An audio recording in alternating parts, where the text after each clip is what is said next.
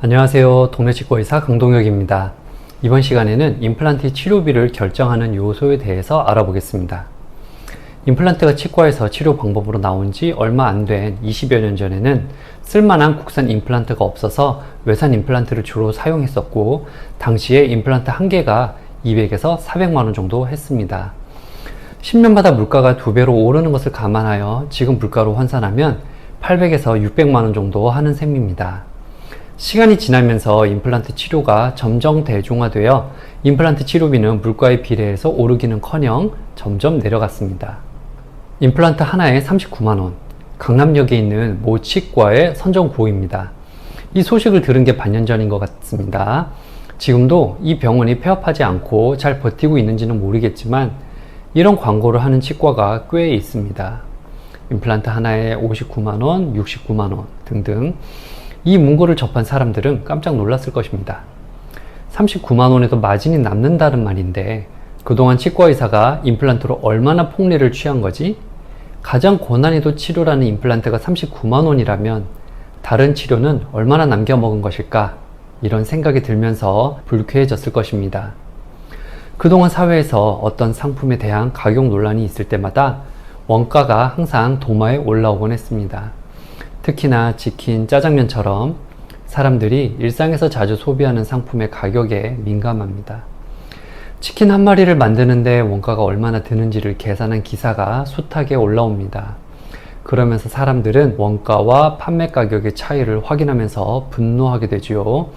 하지만 그 어느 기사에도 치킨에 들어가는 재료비, 인건비, 로열티 등 쉽게 산출이 되는 비용 이외에 쉽게 계산할 수 없는 기회비용, 지적재산권, 시간이 지날수록 가치가 줄어드는 점포와 브랜드 등의 감가상각에 대해서는 말하지 않습니다. 그건 치킨집이라는 한 범위로 묶어서 계산하기에는 각자 사정이 천차만별이기 때문입니다. 가치 창출이 높은 분야일수록 이 비용은 어마어마하게 올라갑니다. 이름은 같은 치킨이라도 누가 요리하냐에 따라서 맛은 달라집니다.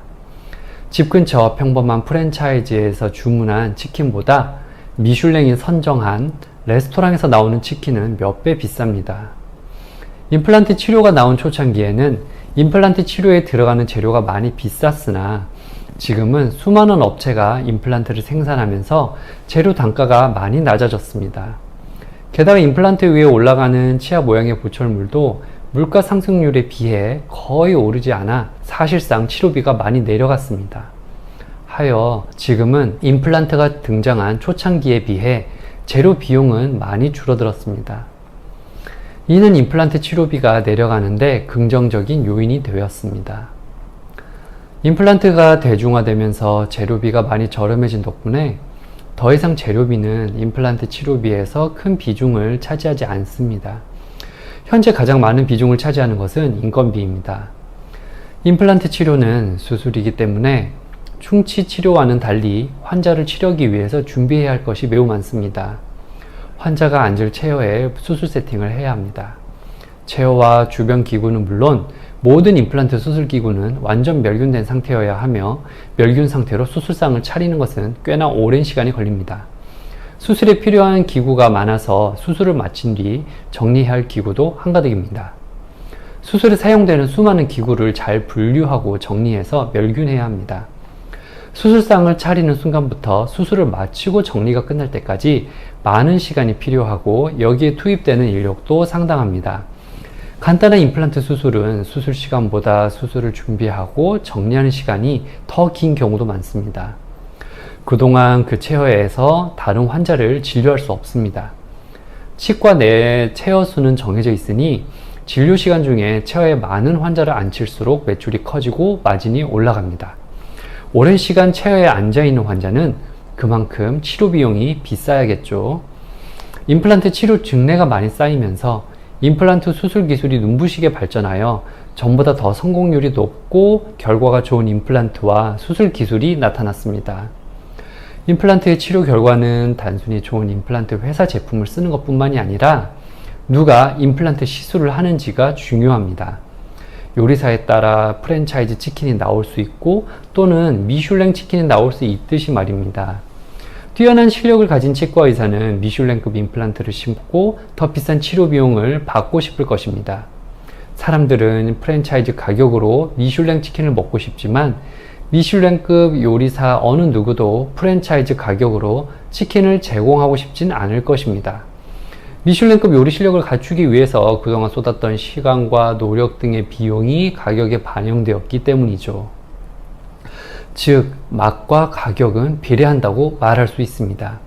마찬가지로 임플란트 수술 실력이 좋은 치과 의사의 노동 비용은 실력만큼이나 비용이 올라갑니다. 솔직히 저수가 임플란트 치과에 치료받으러 가는 사람들 중에서 그 치과가 치료를 잘하는 이유를 1순위로 생각하여 가는 사람은 거의 없을 것입니다. 그렇다고 믿고 싶을 뿐이죠. 비용 문제 때문에 그 치과에서 치료를 받기로 선택한 것입니다. 다들 마음 같아서는 서울대 치과병원의 교수님께 진료받고 싶겠지만 진료받기도 힘들고 엄청 비싸서 선택하지 못한 것입니다. 물론 이 말에 반발하는 사람도 있을 것입니다. 본인은 가격과 서비스 질의 상관관계를 잘 아는 합리적 소비자라고 주장합니다. 나는 더 맛있는 치킨을 찾는 게 아니라 프랜차이즈급 치킨을 찾는 것이다. 최고의 치과 의사가 아니어도 된다. 기본을 하는 치과 의사면 된다. 라면서 가성비를 중요시합니다. 39만 원이든 59만 원이든 저수가 임플란트를 선택한 이유는 가격입니다. 뛰어난 치료를 바라지는 않고 그냥 무난한 수준의 임플란트 치료를 원합니다. 하지만 그들이 바라는 무난한 수준은 매우 모호합니다. 옷, 음식과 같은 상품과는 다르게 의료 서비스의 수준은 객관화해서 등급을 매기기가 어렵고 사람마다 몸 상태가 천차만별이라 비슷한 결과를 도출하기 어렵습니다. 게다가 금전적 상황 때문에 저수가를 선택한 것을 본인이 인지하고 있음에도 불구하고 막상 치료받은 임플란트에 불편함이나 문제가 발생하면 저렴한 것으로 치료를 받았으니까 어쩔 수 없지 라며 스스로를 납득시키기도 쉽지 않습니다. 왜냐하면 내 몸은 그 무엇보다 소중하니까. 진료비 차이가 줄어들고 나니 전국의 환자가 한국의 빅5 병원으로 몰리는 상황이 이런 심리를 잘 대변하고 있습니다. 돈과 상관없이 최상의 진료를 받고 싶은 것은 당연한 일입니다. 치료는 서비스 측면에서 만족이라는 것이 매우 중요한데 만족의 상한선이 없다는 것이 문제입니다. 10분 양보해서 만족의 상한선이 있다고 가정해 봅시다. 다이소처럼 저렴한데도 불구하고 어느 수준의 품질을 보여주는 것처럼 저수가 임플란트 치료도 그럴 거라 기대하는 사람들이 있겠지만 의료 서비스는 그런 물건을 만들듯이 간단한 것이 아닙니다. 이 부분에 대해서는 다음 편에서 설명하겠습니다. 다시 치료비 문제로 돌아와서 임플란트 나사를 심는 치료비는 39만원, 59만원처럼 저수가도 있으나 뼈이식 수술비는 저수가가 없습니다. 뼈이식 수술이 동반되면 뼈이식제도 비용에 들어갈 것입니다. 뼈이식은 저수가 또는 덤핑에 해당되지 않는 부분이라 뼈이식이 들어가면 마진이 올라갑니다. 저수가 임플란트를 내세우는 치과에서 뼈이식을 통해서 마진을 만회하는 경우도 많습니다. 지금까지 임플란트의 비용에 영향을 주는 요소로 재료비, 인건비, 뼈이식 비용에 대해서 다루어 보았습니다. 의료 서비스는 음식처럼 많은 노동이 투입되는 노동집약적 산업입니다. 산업이라고 표현한 이유는 의료 서비스를 제공하기 위해서 의료계 종사자뿐 아니라 사람들과 기술의 발전, 많은 관련 업체와 다양한 업종의 노동자가 필요하기 때문입니다. 게다가 치과의사의 고도로 훈련된 의료 기술이 필요하기 때문에 인건비 중에서 치과 의사의 인건비가 매우 큰 비중을 차지합니다. 지방에서 진료를 매우 잘하는 의사를 3, 4억의 높은 연봉에 구하는 것이 신문에 나는 것은 의료 서비스에서 진료 실력이 얼마나 높은 가치를 가지는지를 알 수 있는 사실입니다.